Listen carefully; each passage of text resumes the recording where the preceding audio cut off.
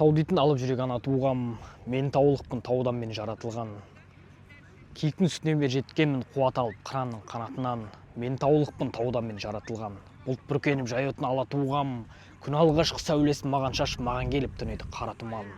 Таулымын, тау менің дәу бесігім, мен оның әуресімін, сәулесімін, асқар шындар желпиді бесігімді, бір орамын ағытып сәлдесің. Мен таулықпын, таудан мен жаратылған.